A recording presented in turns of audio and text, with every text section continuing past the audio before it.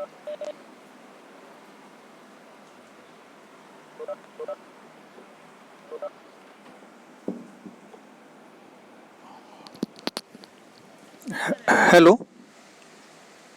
Hello. प्रणाम sir. प्रणाम। आवाज आ रही है आप लोगों को? जी sir. Good morning, good morning, good morning, good morning, good morning. प्रणाम प्रणाम।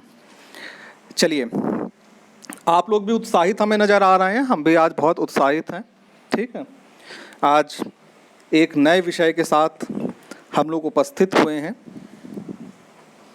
और वो विषय है quantitative methods in geography, merits and limitations. भूगोल में मात्रात्मक विधियां, गुण और सीमाएं। देखिए, आपका यह जो पेपर है quantitative techniques and research methodology का, इसमें थोड़ी सी आपको की जो सांख्यिकी या कह लीजिए गणित अच्छी होनी चाहिए, थोड़ी सी, बहुत ज़्यादा नहीं। एक हिस्सा तो थ्योरेटिकल है, लेकिन एक हिस्सा कुछ ऐसा है कि जहाँ पर आपको थोड़ा सा निपुण होने की आवश्यकता होगी। जो निपुण नहीं है वो निपुण बना दिए जाएंगे, और जिनमें निपुणता है उनको समझने में आसानी होगी। घबराने जैसी कोई बात नहीं है ना, कि मात्रात्मक का पेपर है, क्वांटिटेटिव का पेपर है तो घबराना है, घबराना नहीं है, सिर्फ पढ़ना है ना। अगर आप पढ़ेंगे तो इस पेपर को बहुत अच्छे से लिख लेंगे, और अगर आप नहीं पढ़ेंगे तो इस पेपर को नहीं लिख पाएंगे, क्योंकि इसमें कहानी लिखने के नंबर नहीं मिलते। बस इतना सा ध्यान रखिएगा कि मात्रात्मक में अगर आपने पढ़ा तो आप खूब लिखेंगे, और अगर आपने नहीं पढ़ा तो आप बिल्कुल नहीं लिख पाएंगे, क्योंकि इसमें कहानी की गुंजाइश नहीं है। ठीक है, तो सबसे पहले जैसे कि हमारा पहला विषय है भूगोल में मात्रात्मक विधियां, गुण और सीमाएं। थोड़ा सा पीछे लौटते हैं फर्स्ट सेमेस्टर की तरफ। आप लोगों ने वहाँ पे मात्रात्मक क्रांति को पढ़ा। अब यहाँ पे हमारी चर्चा का विषय मात्रात्मक क्रांति नहीं है, बल्कि मात्रात्मक विधियां हैं। जब आप पढ़ रहे थे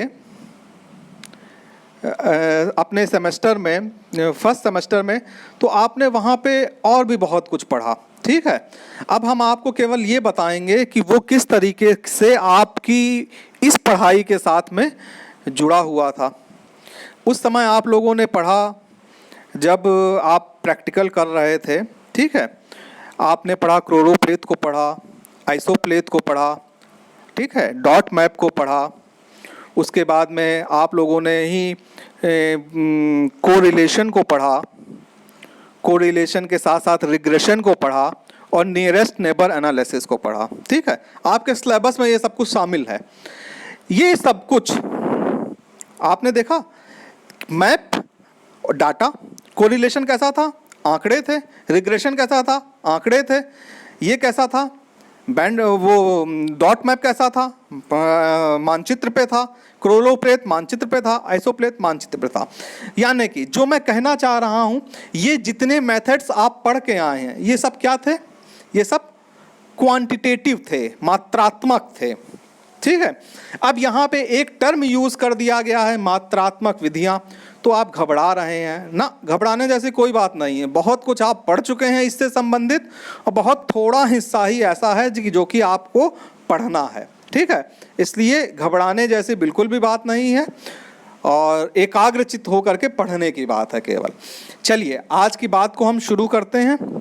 भौगोलिक तथ्य, जो तथ्य आप देखते हैं भौगोलिक, उन तथ्यों को आप किन चीजों के साथ में अभिव्यक्त करते हैं, या तथ्यों की अभिव्यक्ति के कौन से तीन माध्यम हैं? एक माध्यम भाषा है, एक आंकड़े हैं, और चित्र है। जब आप भाषा के द्वारा किसी तथ्य को प्रकट करते हैं, या किसी क्षेत्रीय विवरण को, या किसी क्षेत्र के भौगोलिक विवरण को आप भाषा के माध्यम से प्रकट करते हैं, तो आपकी व्याख्या साहित्यिक व्याख्या कहलाती है, जो कि गुणात्मक विधि के अंतर्गत आती है। समझ रहे हैं? भाषा के द्वारा एक्सप्लेनेशन किस में आया? गुणात्मक में आया, और आंकड़ों और चित्र के माध्यम से अभिव्यक्ति किस में आई? मात्रात्मक में आई। डॉट मैप में आपने क्या किया था, क्रोलोप्लेथ में आपने क्या किया था, कोरिलेशन में आपने क्या किया था? आंकड़ों और चित्रों के माध्यम से तथ्यों की अभिव्यक्ति ही तो की थी। कोरिलेशन में जब वैल्यू आई थी तो उस वैल्यू के आधार पे ही तो आपने ये बताया था कि हमारा संबंध धनात्मक है या ऋणात्मक है। जब आपने क्रोलोप्लेथ बनाया था तो अधिक डेंस वाली जगह पे सघन छाया बना करके यही तो दिखाया था कि इस जगह पे घनत्व अधिक है और इस जहाँ पे कम सघन छाया है वहाँ पे घनत्व कम है। तो आपने किस तरीके से अभिव्यक्त की थी? भौगोलिक तथ्यों की, जैसे कि जनसंख्या की सघनता और विरलता की जो आपने अभिव्यक्त की थी वो आपने क्रोलोप्लेथ द्वारा चित्र के माध्यम से की थी। दो चरों में संबंध धनात्मक है या ऋणात्मक है, इसकी अभिव्यक्ति आपने किसके द्वारा की थी? एक वैल्यू के द्वारा, एक मूल्य के द्वारा, आंकड़ों के द्वारा। ठीक है, तो ये क्या है? ये विधियां क्या हैं? ये एक अभिव्यक्ति का साधन है। जब हम आंकड़ों और चित्रों के माध्यम से भौगोलिक तथ्यों को अभिव्यक्ति करने की कोशिश करते हैं तो हम उसको मात्रात्मक रूप में जानते हैं। देखो इनका विकास क्यों हुआ, इनके विकास की भी एक छोटी सी कहानी है। ठीक है, इनका विकास ये कहा जाता है कि द्वितीय विश्व युद्ध के बाद में तेजी के साथ में हुआ। हम ये नहीं कह रहे हैं कि द्वितीय विश्व युद्ध के बाद में प्रारंभ हुआ, इसलिए हम ये नहीं कह रहे हैं क्योंकि थेल्स गणितीय भूगोल को स्थापित कर चुके थे। एनेक्सिमेंडर और इरेस्टोथनीज ने उल्लेखनीय काम किया था। इरेस्टोथनीज ने पृथ्वी की परिधि की गणना की गणितीय विधि इस्तेमाल की थी। तो यानी कि गणितीय और क्वांटिटेटिव मेथड्स अस्तित्व में थे। बहुत सारा हमारा जो प्राचीन वैदिक साहित्य है वो भी इसी तरह से विभिन्न गणनाओं पे आधारित है। तो हम ये नहीं कह सकते कि हमने द्वितीय विश्व युद्ध के बाद में ये प्रतिपादित हुआ ना, इसके प्रयोग को बल मिला। बल क्यों मिला? देखो बल इसलिए मिला कि विश्वविद्यालय में की जो शिक्षा थी उस शिक्षा प्रणाली में भूगोल का क्या महत्व है इसके ऊपर चर्चा की गई और बहुत वाद विवाद का विषय रहा। और बहुत वाद विवाद के बाद में हार्वर्ड विश्वविद्यालय के अध्यक्ष जेम्स कोनार्ट 1948 में इस निष्कर्ष पे पहुंचते हैं कि भूगोल विश्वविद्यालय में पढ़ाने लायक विषय नहीं है। उन्होंने हार्वर्ड यूनिवर्सिटी में भूगोल विभाग को बंद कर दिया। ठीक है, अब धीमे धीमे क्या हुआ? अब धीमे धीमे अमेरिका के अनेक गैर सरकारी जो संस्थान थे उनमें से ये भूगोल विषय निकाला जाने लगा। भूगोल के संकाय के सदस्यों की छटनी की जाने लगी। तो जितने बौद्धिक लोग थे उन बौद्धिक लोगों ने दिमाग लगाया कि भूगोल को किस तरीके से विकसित करें कि भूगोल का जो स्तर है वो उच्च हो जाए। वहीं से परिमाणात्मक क्रांति या मात्रात्मक क्रांति या मात्रात्मक विधियों की बहुलता के साथ प्रयोग को जोर मिलता है। ये एक छोटी सी कहानी हमेशा ध्यान में रखिएगा जो कि द्वितीय विश्व युद्ध के बाद शुरू हुई थी। लेकिन 1826 में वॉन थ्यूनेन अपना कृषि स्थानीयकरण सिद्धांत प्रतिपादित कर चुके थे जो कि आपने इकोनॉमिक ज्योग्राफी में पढ़ा। 1909 में वेबर अपना जो उद्योग का स्थानीयकरण सिद्धांत है प्रतिपादित कर चुके थे, वो भी आपने अभी इकोनॉमिक ज्योग्राफी में पढ़ा है। और 1933 में वॉटर किस्ट्रॉलर अपना केंद्रीय स्थान सिद्धांत भी गणितीय विधि पे प्रतिपादित कर चुके थे जिसे आप अर्बन ज्योग्राफी में या सेटलमेंट ज्योग्राफी में आगे पढ़ेंगे। ठीक है, तो इस तरीके से अगर देखा जाए तो हमने हमारा ये जो पूरा डेवलपमेंट है इस डेवलपमेंट के 4 फेज आते हैं, यानी कि 4 अवस्थाएं आती हैं। पहली अवस्था 1948 से 1958 की है। ये अवस्था बेरी, किंग, हार्वे और वीवर जैसे भूगोल वेत्ताओं द्वारा जो एक साधारण सांख्यिकी प्रयोग वाली है जिसके अंतर्गत माध्य, माध्यिका, बहुलक, मानक विचलन, चतुर्थक विचलन जिसको आपने सुन रखा है का बहुत प्रयोग किया गया। उसी के आधार पर आंकड़ों का विश्लेषण किया गया। फिर इसके बाद एक दूसरी अवस्था आती है। ये दूसरी अवस्था 1958 से 1968 तक की है। इस अवस्था में स्पेयरमैन के सहसंबंध, रेखीय संयोजन जैसी विधियों का उपयोग किया गया। ठीक है। और विकास और नियोजन, जो आप लोग प्रादेशिक विकास और नियोजन पढ़ते हैं, उस विकास और नियोजन में आर्थिक आंकड़ों के विश्लेषण के लिए इस विधि की आवश्यकता महसूस की गई। इसके बाद आता है ये तीसरी अवस्था। ये तीसरी अवस्था जो है, ये जटिल सांख्यिकी की अवस्था है। ये अवस्था 1968 से 1978 के बीच में है। इसमें चॉर्ले, हैगेट जैसे लोग जटिल गणितीय विधियों के साथ आते हैं, जिसमें कि बहुचल विश्लेषण विधि और निकटवर्ती पड़ोसी विश्लेषण विधि जैसी सांख्यिकी का प्रयोग किया जाता है। एक हुए हैं विलियम बुंगे। ठीक है। विलियम बुंगे ने यह कहा कि भूगोल स्थानिक संबंधों और अंतर संबंधों का विज्ञान है, ज्यामितीय स्थान का गणित है, और इसलिए ये जो ज्यामिति है वो भूगोल की भाषा है। अब आप इस कथन को सोचते जाइए कि इस कथन के कितने विस्तृत माने हैं कि ज्यामिति को भूगोल की भाषा बताया जा रहा है, यानी कि हम लोग धीमे धीमे पूरी तौर पे गणित की विधियों को अपनाने लगे। उसके बाद बर्टन का नाम आता है। बर्टन ने the quantitative revolution and theoretical geography नामक शोध पत्र में अपने मात्रात्मक विधियों के सैद्धांतिक प्रयोग पे बहुत ज्यादा जोर दिया। फिर ये चौथी अवस्था आती है 1978 के बाद की, और अब तक देखिए ये अवस्था कहने के लिए मतलब बहुत सारी टेक्नोलॉजी का डेवलपमेंट हुआ। आप कंप्यूटर देखते हैं, ठीक है, आप रिमोट सेंसिंग और जीआईएस अभी आप पढ़ेंगे, प्रैक्टिकल में भी पढ़ेंगे। इन टेक्निक्स का, यानी कि कंप्यूटर की टेक्निक, देखिए कंप्यूटर जब हम कहते हैं तो कंप्यूटर की टेक्निक का मतलब उसके हार्डवेयर से नहीं होता है, उसके संबंधित विभिन्न सॉफ्टवेयर। आजकल बहुत सारे सॉफ्टवेयर ऐसे आ गए हैं जो कि डाटा को एनालिसिस करते हैं, जैसे कि SPSS, ठीक है, वो एक SPSS एक एग्जाम्पल है। ठीक है। इस तरीके से बहुत सारे जो हमारे डाटा को एनालिसिस करने के काम आते हैं कंप्यूटर, विभिन्न प्रकार के सॉफ्टवेयर, रिमोट सेंसिंग और GIS के सॉफ्टवेयर। अब ये जो मेथड्स हैं, इन मेथड्स को हम बहुत ज़्यादा यूज़ कर रहे हैं। किस लिए यूज़ कर रहे हैं? हमें लैंड यूज़ दिखाना होता है, हम रिमोट सेंसिंग और GIS का सहारा लेते हैं। ठीक है। हमें अर्बन स्प्रॉल दिखाना होता है कि किस तरह नगरीय विस्तार हुआ है, तो भी हम GIS का इससे ही तो अपने मानचित्र द्वारा दिखाते हैं। तो इस तरीके से आप देखेंगे कि ये जो अवस्था है, ये अवस्था कंप्यूटर पे आधारित विभिन्न विश्लेषणों और विभिन्न प्रस्तुति और विभिन्न GIS के द्वारा विभिन्न प्रकार के प्रस्तुतिकरण पे आधारित है। तो ये हमारी थी चौथी अवस्था। इस तरीके से भूगोल में जो विभिन्न प्रकार की विधियां थी, उन विधियों का प्रयोग बहुलता से हुआ। किन विधियों का प्रयोग बहुलता से हुआ? जैसे कि आपने जाना कि साधारण सांख्यिकी विधियों का प्रयोग बहुलता से हुआ, जिसमें कि समानांतर माध्य आया, माध्यिका आई, बहुलक आया, प्रमाणिक विचलन आया, चतुर्थक विचलन आया, इत्यादि इत्यादि इत्यादि।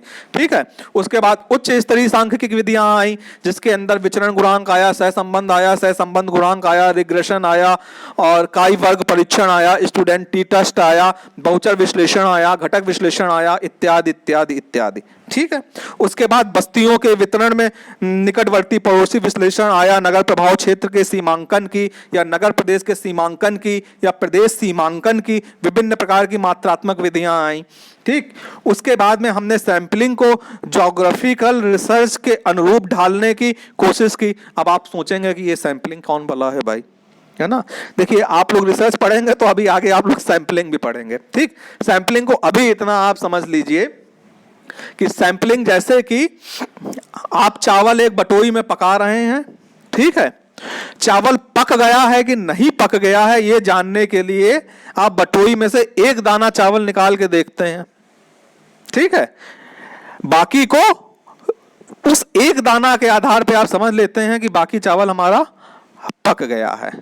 ठीक इसी तरीके से सैंपलिंग होती है कि जब हम कोई अध्ययन करते हैं, जैसे कि हमें किसी क्षेत्र का अध्ययन करना है सोशियो इकोनॉमिक, और वहां की जनसंख्या हमारी कितनी है, 10,000 है, तो अब हम 10,000 व्यक्तियों पे तो पूरा सर्वे करेंगे नहीं, तो इस समष्टि में से हम कुछ जनसंख्या का निर्धारित मानकों के आधार पर चयन कर लेते हैं। वो मानक कौन से होते हैं, जब हम लोग सैंपलिंग में पहुंचेंगे तब उस मेथड को डिस्कस करेंगे। अभी के लिए समझ लीजिए, यानी कि 1000 में से हमने कुछ जनसंख्या का चयन कर लिया, ऐसी जनसंख्या का चयन कर लिया जो उस संपूर्ण जनसंख्या का उचित ढंग से, पर्याप्त ढंग से प्रस्तुतिकरण कर पाए। इसको क्या कहा गया? प्रतिचयन कहा गया। ठीक है, तो हमने ज्योग्राफिकल सैंपलिंग को डेवलप किया।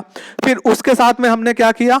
हमने उपग्रह से जो चित्र प्राप्त होते हैं, जो एरियल फोटोग्राफ होते हैं, सुदूर संवेदन होता है, भौगोलिक सूचना प्रणाली होता है, इनके माध्यम से हमने मात्रात्मक विधि का प्रयोग करके एक प्रभावी अध्ययन प्रस्तुत किया। अब भूगोल में इन मात्रात्मक विधियों का महत्व क्या है, इस चीज को बहुत समझने की आवश्यकता है। देखिए, ये जो हमारा नया परिप्रेक्ष्य है, इसमें हम परंपरागत भौगोलिक समस्याएं जो हमारी हैं, उनका हम नवीन परिप्रेक्ष्य में हम अध्ययन कर सकते हैं। यानी कि जिन विषयों पर हमने गुणात्मक अध्ययन किया है, उनको हम मात्रात्मक के रूप में परिवर्तित करके प्रासंगिक अध्ययन वर्तमान समय में कर सकते हैं। दूसरा क्या है कि हम आंकड़ों को एकत्र करने के लिए और सर्वे करने के लिए एक वैज्ञानिक विधि का विकास कर सकते हैं। देखिए, जब हम गुणात्मक अध्ययन करते थे या भौगोलिक तथ्य का विवेचन अपनी भाषा में करते थे, तो वहां पे ये समस्या होती थी कि जो हमारी विवेचना है वो वैज्ञानिक नहीं रह जाती थी। कहीं कहीं हम भावावेश में या पक्षपात पूर्ण तरीके से वो कहते थे जो हम कहना चाहते थे या जो हमें लगता था। जो एक्चुअल चीज है, जो वास्तविकता है, कहीं ना कहीं पीछे छूट जाती थी हमारी उस साहित्यिक भाषा के अंतर्गत। तो जब हमने एक वैज्ञानिक विधि का विकास कर लिया जिसमें कि वस्तुनिष्ठता है, जो वस्तुनिष्ठता किसी भी प्रकार से पक्षपात पूर्ण नहीं हो सकती, जो सभी के लिए एक समान रहती है, तो हमारे अध्ययन की वैज्ञानिकता बढ़ गई, जिसने कि क्षेत्रीय अध्ययन को अधिक विश्वसनीय और वैध बना दिया। भूगोल में विभिन्न प्रकार की सांख्यिकी का समावेश हुआ। हमने कंप्यूटरीकृत मॉडलों का प्रयोग करना शुरू किया। हमने पर्यावरण और मानव की एक नवीन विवेचना शुरू करी। ठीक है, इस तरीके से मात्रात्मक विधियों का भूगोल के लिए अत्यंत महत्व है। लेकिन ये जो मात्रात्मक विधियां हैं, या हम ये कहें कि ये जो प्रतिमान और सिद्धांत हैं, इनके सूत्रण के लिए जो हमने फंडामेंटल चीजें अपनाई, वो क्या अपनाई थी कि जो मानव है, हमने ये मान करके हमने विभिन्न प्रकार की विधियों को प्रयोग किया कि ये जो मानव है, ये एक विवेकपूर्ण व्यक्ति है, आर्थिक व्यक्ति है, जो अपने लाभ को हमेशा अधिकतम करना चाहता है। हमने दूसरी बात यह मानी कि मनुष्य को उसके पर्यावरण और वहां पे उपलब्ध साधनों का असीमित ज्ञान प्राप्त है, यानी कि असीम ज्ञान है, उसे पूरी तरीके से ज्ञान है कि इस पर्यावरण में जिसमें हम रहते हैं, इसमें हमें कौन कौन से साधन प्राप्त हो सकेंगे। तीसरी हमने ये चीज मान के चली कि मानवीय मूल्यों, सामाजिक मूल्यों और मानदंडों के लिए इस विवेकपूर्ण व्याख्या में कोई स्थान नहीं है। इस चीज को अभी हम आगे डिस्कस करेंगे और भली भांति डिस्कस करेंगे। लेकिन उससे पहले हमें ये जो हमारी मात्रात्मक विधियां हैं, इन मात्रात्मक विधियों से हमें क्या क्या फायदे हुए, क्या क्या इनके गुण हैं, क्या क्या इनकी मेरिट्स हैं, इनको समझना जरूरी है। देखिए, इसकी सबसे ज्यादा जो मेरिट है कि ये मात्रात्मक विधियां सर्वव्यापी होती हैं। सर्वव्यापी होने का मतलब है कि किसी भी स्थान पे इनका उपयोग किया जा सकता है। अब आप कहेंगे, भाई कैसे किसी भी स्थान पे इनका उपयोग कैसे किया जा सकता है? हम आपको एक एग्जाम्पल देते हैं। ग्रिफिथ टेलर ने क्लाइमोग्राफ बनाया। अब उस क्लाइमोग्राफ जैसे एक स्थान की दशाओं को बताने के लिए सक्षम है, ठीक है, उसी तरीके से वो किसी दूसरे स्थान की दशाओं को भी बताने के लिए सक्षम है। और उसके द्वारा जो भी निष्कर्ष प्राप्त होगा वो पक्षपात रहित होगा। इसलिए यह कहा गया ये जो मात्रात्मक विधियां हैं ये सर्वव्यापी हैं, यानी कि जो विधि है, जो निष्कर्ष वो यहाँ पे देगी उसी तरीके से वो दूसरे जगह पे या दूसरे क्षेत्र के लिए भी समान रूप से ही क्रियाशील होगी या समान रूप से ही उसका प्रयोग होगा। दूसरा क्या महत्वपूर्ण चीज है कि मात्रात्मक विधियों ने परिकल्पनाओं के निर्माण और परीक्षण को बढ़ावा दिया। अब आप समझे कहेंगे कि ये परिकल्पना भाई क्या है। देखिए, परिकल्पना एक दूसरा टर्म आ रहा है। ये टर्म जब आप रिसर्च को अभी आप पढ़ेंगे और रिसर्च में जब आप आगे बढ़ेंगे, क्योंकि आपका एक हिस्सा है क्वांटिटेटिव का और दूसरा हिस्सा है रिसर्च का, यानी कि एक तरफ मात्रात्मक है, एक तरफ शोध है। तो जब आप शोध की तरफ बढ़ेंगे तो वहाँ शोध के साथ में ये परिकल्पना हमेशा जरूर आएगी। परिकल्पना होती है शोध समस्या के लिए एक प्रस्तावित समाधान, यानी कि जिस समस्या पे आप शोध कर रहे हैं उसका प्रस्तावित समाधान क्या है जो आप मान के चल रहे हैं और उसी को आधार पे आप आगे परीक्षण करेंगे। तो परिकल्पना क्या हुई? शोध समस्या के लिए एक प्रस्तावित समाधान हुई। इसको अभी आप इतना ही समझिए, आगे जब हम परिकल्पना वाले विषय पे आएंगे तब इसका पुनः विशद विवेचन होगा। लेकिन अभी के लिए परिकल्पना क्या है? परिकल्पना प्रस्तावित शोध समस्या के लिए एक प्रस्तावित समाधान है, यानी कि जिस शोध समस्या पे आप कार्य कर रहे हैं उसके लिए जो समाधान आपने प्रस्तावित किया है उसी के आधार पे आप उसका परीक्षण करेंगे कि हमने ये जो समाधान सोचा है ये उपयुक्त है या नहीं है। फिर आगे इसकी टेस्टिंग किस तरीके से होगी वो हम लोग डिस्कस करेंगे, जो हमारी यूनिट 3 में शायद हाइपोथेसिस टेस्टिंग है वहां पे। तीसरा बिंदु है नवीन मॉडलों का निर्माण और उनके भौगोलिक विश्लेषण को मात्रात्मक विधियों ने एक नवीनता प्रदान की।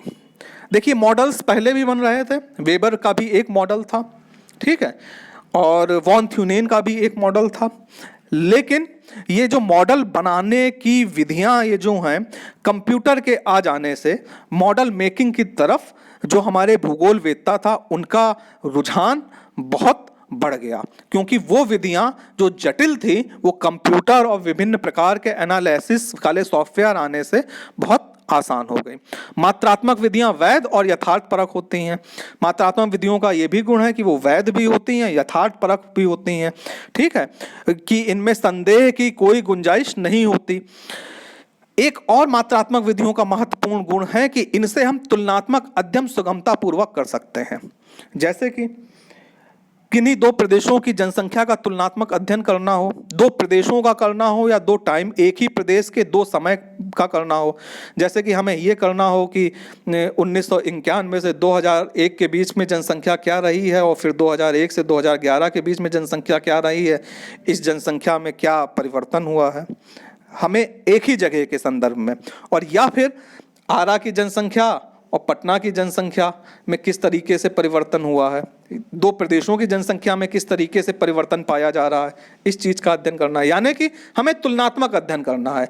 तो ये तुलनात्मक अध्ययन सुगमतापूर्वक तभी संभव हो पाया जब हमने मात्रात्मक विधियों का जन्म हो गया और जब हमने मात्रात्मक विधियां अपनाई। हमने विभिन्न फॉर्मूला उसके लिए इजाद किए, हमने विभिन्न सूत्रों की रचना की। फिर मात्रात्मक विधियों के प्रयोग से क्षेत्रीय अध्ययन को बढ़ावा मिला। क्षेत्रीय फील्ड सर्वे हम लोगों ने करने की ज़्यादा प्रवृत्ति को जोड़ दिया है कि हम लोग खुद प्राइमरी डाटा कलेक्ट करें, यानी कि हम लोग फील्ड में खुद जा करके आंकड़ों को एकत्र करें और आंकड़ों को एकत्र करने के बाद में उनका विश्लेषण करें। और मात्रात्मक भूगोल से प्रदेशों के सीमांकन में अपना योगदान दिया है।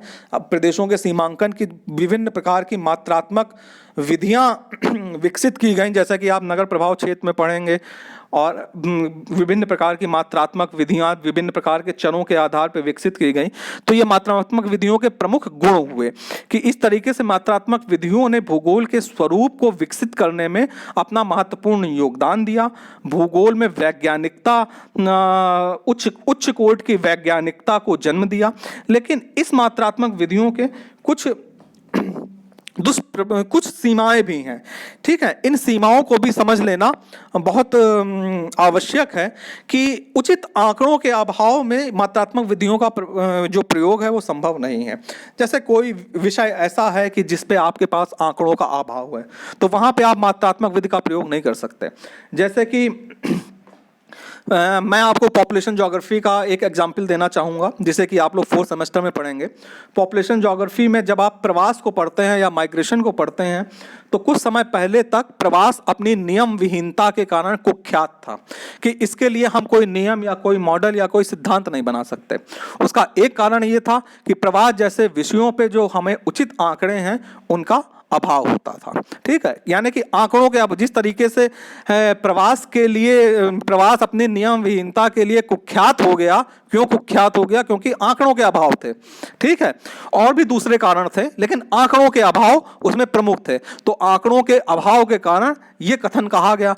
तो इस चीज को आपको समझना होगा कि अगर किसी अन्य विषय में भी आंकड़ों का अभाव होगा तो वहां पे मात्रात्मक विधियों का उपयोग संभव नहीं हो पाएगा।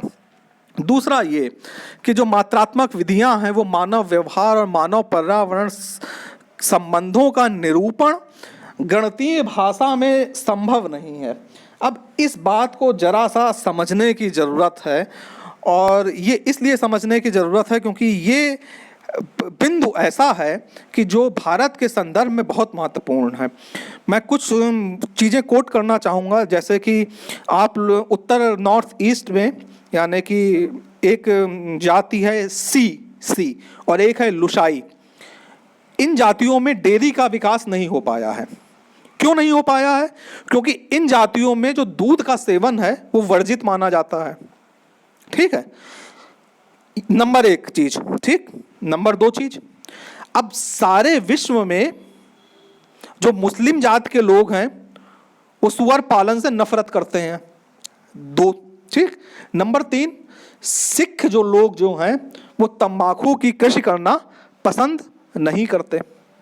यानी कि कहने का अभिप्राय ये है कि जो हमारे विश्वास हुए, जो वर्जना हुए, जो मनोभाव हुए, जो व्यवहार हुए, जो इच्छाएं हुई, जो आशाएं हुई, जो डर हुई, जो पसंद हुई, जो नापसंद हुई, जो पूर्वाग्रह हुए, जो सौंदर्य परक चीज़ें हुई, जो चीज़ें हमें मैकेनिकल होने से अलग करती हैं, यानी कि ह्यूमन को ह्यूमन बनाती हैं, उन चीज़ों का निरूपण मात्रात्मक विधि द्वारा संभव नहीं है। ये एक बहुत बड़ी चीज़ है। ठीक है, यानी कि आपने एज्यूम किया था कि मानव जो है वो आर्थिक मानव है, वो अपने लाभ को अधिकतम लाभ की प्राप्ति करना चाहता है। लेकिन वस्तुतः अगर देखा जाए तो मानव सामाजिक भी है, और मानव के व्यवहार को सिर्फ उसी वर्ग में रख के देखना उचित नहीं है। इसकी सीमाएं ये हैं कि इसके लिए उच्च कोटि के संसाधन और उच्च कोटि की दक्षता की आवश्यकता होती है। विकासशील देशों में इनके प्रयोग के लिए दक्षता की भी कमी है और संसाधनों की भी कमी है। अगली सीमा ये है कि थोड़ी सी जटिलता भूगोल में पाई जाने लगी इन विधियों के समावेश से। ठीक है, और ये जो मात्रात्मक विधियां होती हैं ये सर्वमान्य नियमों की दिशा में कभी कभी अक्षमता भी प्रकट करती हैं, कि जैसे कि मैंने आपको बताया कि जो जैसे दूध उत्पादन के लिए जो दशाएं हमने, या डेयरी डेवलपमेंट के लिए जो हम फॉर्मूला या जो हम थ्योरी डेवलप करेंगे, वो थ्योरी क्या मेघालय में लागू हो पाएगी? नहीं लागू हो पाएगी, क्योंकि वहाँ की जातियों में उस दूध के सेवन को ही वर्जित माना जा रहा है। तो इस चीज़ को भी देखना होगा कि और कौन कौन से कंडीशंस हैं या और कौन कौन से चर हैं जो हमारे अध्ययन को प्रभावित करना है। यानी के लिए हमें जो मात्रात्मक विधियां, हमने एक अध्ययन विकसित देशों पे कोई किया, दूसरा विकासशील देशों पे किया, तो विकसित देशों का जो अध्ययन है वो विकासशील देशों के संदर्भ में प्रासंगिक नहीं होगा। इसलिए जो मात्रात्मक विधियां हैं उनको हम एक साधन की तरीके से तो यूज कर सकते हैं कि ये एक हमारा साधन है, लेकिन अगर हम ये समझें कि ये जो मात्रात्मक विधियां हैं ये सब कुछ हैं, और भूगोल का मतलब कि आत्मा या भूगोल मात्रात्मक विधियों से शुरू और खत्म मात्रात्मक विधियों पे होता है, तो ऐसा नहीं है।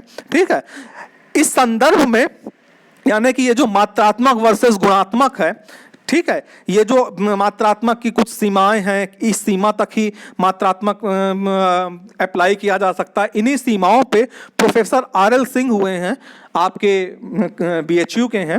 तो उस बीएचयू के महान प्रोफेसर आर.एल. सिंह ने एक कथन कहा। उस कथन को सुनना और समझना बहुत जरूरी है कि भूगोल में मात्रात्मक और गुणात्मक विश्लेषण के मध्य संतुलन को बनाए रखना आज अति आवश्यक है, ताकि भूगोल में एकता और सुंदरता को बनाए रखा जा सके और यह विषय मानव समुदाय की बेहतर ढंग से सेवा कर सके। अगर मानव समुदाय की बेहतर ढंग से सेवा करनी है तो हमें मानवीय व्यवहार को समझना होगा, और मानवीय व्यवहार का समझा तभी जा सकता है जब हम मात्रात्मक के साथ साथ गुणात्मक विश्लेषण पर भी ध्यान दें।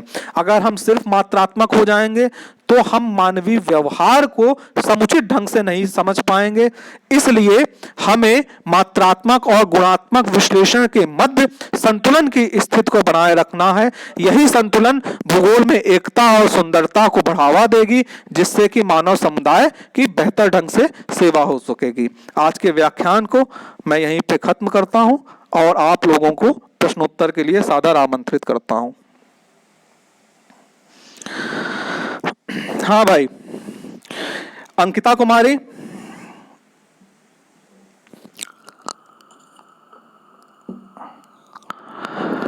विनीता शर्मा, बताया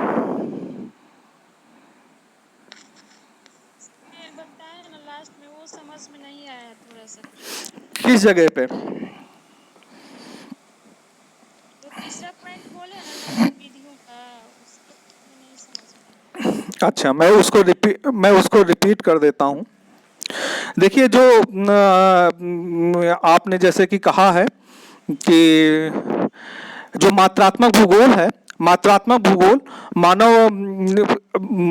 भूगोल जो नियम है, अगर ये कहा जाए कि जो नियम विकासशील देशों पे लागू हैं वही विकासशील देशों पे मात्रात्मक विधियां लागू होंगी, तो ऐसा नहीं है। क्योंकि मात्रात्मक विधियां जो हैं वो एक तरीके का साधन है, ठीक है। मात्रात्मक विधियां भूगोल में सब कुछ नहीं है, क्योंकि मात्रात्मक विधियां जो हैं वो सर्वमान्य नियमों की दिशा में कभी कभी अक्षमता प्रकट करती हैं। ऐसे नियम मात्रात्मक विधियों द्वारा नहीं बन सकते कि जो कि सभी जगहों पर एक समान लागू हो। कुछ जगहों पे वो एक समान लागू होते हैं, लेकिन ये कहा जाए कि सर्वमान्य नियम कोई बन जाए कि अगर हम डेयरी प्रोडक्शन के लिए कोई नियम बनाए कि ये कंडीशन होंगी तो वहां पे डेयरी का विकास ज्यादा होगा। लेकिन अगर कहीं पे डेयरी के व्यवसाय को लेकर के कोई वर्जना है या कोई वहां पे उनकी रीति है कि वो दूध का व्यवसाय नहीं करेंगे, या उस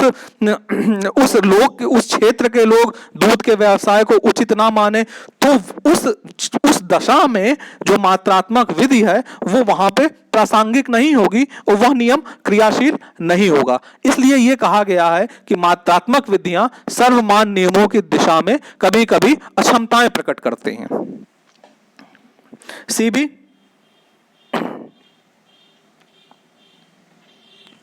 कोई दिक्कत नहीं। दिलीप कुमार,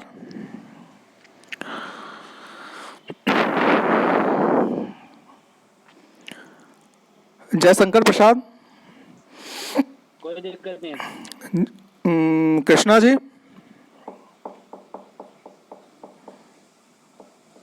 ठीक है सर। बबीता, ठीक है सर। मधु पांडे,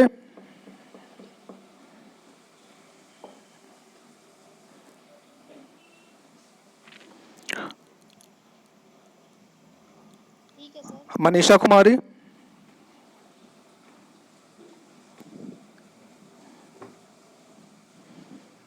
निशांत कुमार, पूजा कुमारी, ठीक है सर। सानू, या सर, कोई दिक्कत नहीं। ठीक। स्वीटी कुमारी, ठीक है। आज की क्लास को हम यहीं पे समाप्त करते हैं। कल हम लोग इसी समय पे एक नवीन विषय के साथ में मिलेंगे। आपका विषय होगा, आज ही से बता देता हूं, अगर आप लोग उसके संबंध में कुछ पढ़ करके आए तो ज़्यादा अच्छा होगा। आपका विषय होगा शोध, ठीक है, हम आपको बताएंगे कि शोध का अर्थ क्या होता है, शोध की विभिन्न परिभाषाओं से अवगत कराएंगे, शोध की सामान्य प्रकृति से अवगत कराएंगे, शोध के उद्देश्य से आपको बताएंगे। आपके सिलेबस में टॉपिक है शोध के प्रकार। तो शोध के प्रकार को तो आप तभी समझ पाएंगे जब आप सबसे पहले शोध को समझें। ठीक है, तो पहले हम आपको शोध को समझाएंगे, शोध को समझाने के बाद में हम शोध के प्रकार पे आएंगे। ठीक है, आप लोगों को अधिकाधिक, आप लोग आपस में अपने जो आपके मित्र हों उनको आप ऑनलाइन क्लास में आने के लिए प्रेरित कीजिए, अधिकाधिक संख्या में आइए ताकि आप लाभान्वित हो सकें हमारी इस मेहनत से। ठीक है, हमारी इस मेहनत का फल तभी है जब आप लोग, हाँ बोलिए। सर सेमेस्टर थर्ड का ये वेबसाइट पे मिल जाएगा सिलेबस? हाँ, सिलेबस हमने आपको सिलेबस अपना जो है वो हमने भेजा भी है आप लोगों के व्हाट्सएप ग्रुप पे। ठीक है, मैं राजभवन की वेबसाइट से पूरा सिलेबस करके आपके ग्रुप में शेयर कर दूंगा। वहाँ पे आपको पूरे मतलब चारों सेमेस्टर का सिलेबस मिल जाएगा। सिलेबस के लेकर के आप किसी भी प्रकार के असमंजस में मत पड़िए। ठीक है, सिलेबस आपको उपलब्ध हो जाएगा राजभवन की वेबसाइट पे, नोटिफिकेशन वाले सेक्शन में जा करके आप स्वयं भी सिलेबस डाउनलोड कर सकते हैं। यूनिवर्सिटी की वेबसाइट पर भी सिलेबस आपके पीजी में जब जाएंगे तो उपलब्ध है, यूनिवर्सिटी वेबसाइट पे भी उपलब्ध है, और हम आपको डाउनलोड करके स्वयं भी भेज देंगे। ठीक है, आप लोग निश्चिंत रहिए, हम ग्रुप पे सिलेबस डाल देंगे। हाँ ठीक, प्रणाम प्रणाम प्रणाम प्रणाम भैया, खुश रहिए सब लोग खुश रहिए, सफल रहिए।